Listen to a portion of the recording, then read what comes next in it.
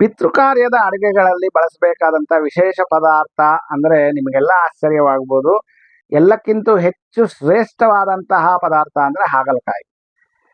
ಈ ಹಾಗಲಕಾಯಿ 1000 ಪದಾರ್ಥಗಳಿಗೆ ಸಮ ಅಂತ ನಮ್ಮ ಸನಾತನ ಧರ್ಮದ ಗ್ರಂಥಗಳ ಹೇಳ್ತಾ ಇದೆ ಮತ್ತು ಪಿತೃಕಾರ್ಯದಲ್ಲಿ ಅದು ವಿಶೇಷವಾದ ಸ್ಥಾನಮಾನಗಳನ್ನ ಪಡೆದಿದೆ. ಅದಕ್ಕೆ ಉದಾಹರಣೆಯಾಗಿ ನಮಗೆ 2-3 ಕಥೆಗಳು ನಮ್ಮ ಪುರಾಣಗಳಲ್ಲಿ, ಧರ್ಮ ಗ್ರಂಥಗಳಲ್ಲಿ ಸಿಗುತ್ತೆ, ಮಹಾಭಾರತದಲ್ಲಿ ಸಿಗುತ್ತೆ ಮತ್ತು ಪುರಾಣಗಳಲ್ಲೂ ಸಿಗುತ್ತೆ. ಪಾಂಡವರಲ್ಲಿ ಅವರು ವನವಾಸದಲ್ಲಿದ್ದಾಗ ಅವರು ಪಿತೃಕಾರ್ಯ ಮಾಡಬೇಕಾದ್ರೆ ಋಷಿಮುನಿಗಳನ್ನ ಪಿತೃಕಾರ್ಯದಲ್ಲಿ ಭೋಕ್ತರನ್ನಾಗಿ ಅಂದ್ರೆ ಊಟ ಮಾಡುವುದಕ್ಕೆ ಭೋಜನ ಮಾಡುವುದಕ್ಕೆ ಪಿತೃಕಾರ್ಯದ ಊಟ ಮಾಡುವುದಕ್ಕೆ ಅವರನ್ನು ಆಹ್ವಾನಿಸಿದಾಗ ಅದೊಂದು ಕಥೆ. ಆದರೆ ಇಲ್ಲಿ ಇನ್ನೊಂದು ಕಡೆ ವಿಶ್ವಾಮಿತ್ರ ಇದು ವಸಿಷ್ಠ ಮುನಿಗಳು ಮತ್ತು ಅರುಂಧತಿ ಸಮೇತರಾಗಿ ಋಷಿಮುನಿಗಳನ್ನ ಒಂದು ಪಿತೃಕಾರ್ಯಕ್ಕೆ ಕರೆದಾಗ ಅಲ್ಲಿ ಋಷಿಮುನಿಗಳ ಜೊತೆ ಬಂದಂತಹ ವಿಶ್ವಾಮಿತ್ರ ಇಲ್ಲಿ ಪಾಂಡವರಲ್ಲಿ ಅವರ ಕುಟೀರಕ್ಕೆ ಬಂದಂತಹ ದುರ್ವಾಸ ಒಂದೇ ಪ್ರಶ್ನೆಯನ್ನು ಹಾಕ್ತಾರೆ. ನಮಗೆ 1000 ಪದಾರ್ಥಗಳನ್ನ ಮಾಡಿ ವಿವಿಧ ಪದಾರ್ಥಗಳನ್ನ ಮಾಡಿ ಬಡಿಸಿದ್ದೇ ಆದರೆ ನಾವು ಆ ಒಂದು ಭೋಕ್ತರಾಗಿ ಕೂತು ಆ ಪಿತೃಕಾರ್ಯದ ಒಂದು ಭೋಜನವನ್ನ ಮಾಡ್ತೇವೆ, ಇಲ್ಲ ಅಂದ್ರೆ ಖಂಡಿತವಾಗ್ಲೂ ಬರೋದಿಲ್ಲ ಅಂತ.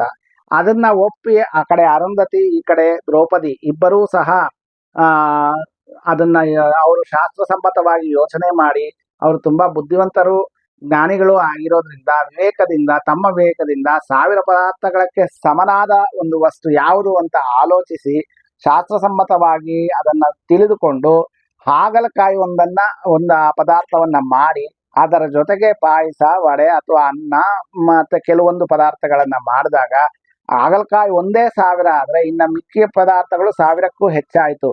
ಈ ರೀತಿ 1000ಕ್ಕೂ ಹೆಚ್ಚು ಪದಾರ್ಥಗಳನ್ನ ಮಾಡಿದ್ದೇವೆ ಶಾಸ್ತ್ರಸಮ್ಮತ ಅಂತ ತಿಳಿದುಕೊಂಡು ಈ ಕಡೆ ದ್ರೌಪದಿ ದುರ್ವಾಸ ಮಹರ್ಷಿಯ ಜೊತೆಗೆ ಬಂದಂತಹ ಸಾವಿರಾರು ಋಷಿಗಳಿಗೆ, ಆ ಕಡೆ ವಸಿಷ್ಠಾಶ್ರಮದಲ್ಲಿ ಅರುಂಧತಿ ದೇವಿ, ವಿಶ್ವಾಮಿತ್ರ ಹಾಗೂ ಇತರೆ ಋಷಿಗಳಿಗೆ ಆಹಾರವನ್ನ ಬಡಿಸಿದಾಗ ಅವರು ನಾವು ಹೇಳಿದ್ದು 1000 ಪದಾರ್ಥಗಳು, ಇಲ್ಲಿ ಬಡಿಸಿದಂಥದ್ದು ಕೆಲವೇ ಪದಾರ್ಥಗಳು ಅಂತ ಕ್ರುದ್ಧರಾದಾಗ, ಕೋಪ ಮಾಡಿಕೊಂಡಾಗ ಅಲ್ಲಿ ದ್ರೌಪದಿ ಇಲ್ಲಿ ಅರುಂಧತಿ ದೇವಿ ಒಂದೇ ಉತ್ತರವನ್ನ ಕೊಡ್ತಾರೆ. ಹಾಗಲಕಾಯಿ 1000 ಪದಾರ್ಥಗಳಿಗೆ ಸಮ ಅನ್ನೋದು ಶಾಸ್ತ್ರಸಮ್ಮತವಾಗಿದ್ದೇ ಆದರೆ ಈಗ ನಾನು ನಿಮಗೆ ಹಾಗಲಕಾಯಿಯ ಜೊತೆ ಇನ್ನೂ ಹೆಚ್ಚು ಪದಾರ್ಥಗಳನ್ನು ಮಾಡಿರೋದರಿಂದ 1000ಕ್ಕೂ ಹೆಚ್ಚು ಪದಾರ್ಥಗಳನ್ನ ಬಡಿಸಿದಂತಾಯ್ತು. ಆದ್ದರಿಂದ ನಿಮ್ಮ ಇಚ್ಛೆ ಪೂರ್ತಿಯಾಗಿದೆ, ದಯವಿಟ್ಟು ಈ ಆಹಾರವನ್ನ ಸ್ವೀಕರಿಸಿ ನಮ್ಮ ಪಿತೃಗಳನ್ನ ತೃಪ್ತಿಪಡಿಸಿ ಅಂತ ಕೇಳ್ಕೊಳ್ತಾರೆ. ಆದ್ದರಿಂದ ಹಾಗಲಕಾಯಿ ಪಿತೃಕಾರ್ಯದಲ್ಲಿ ಬಳಸಲೇಬೇಕು, ಅದು 1000 ಪದಾರ್ಥಗಳಿಗೆ ಸಮ.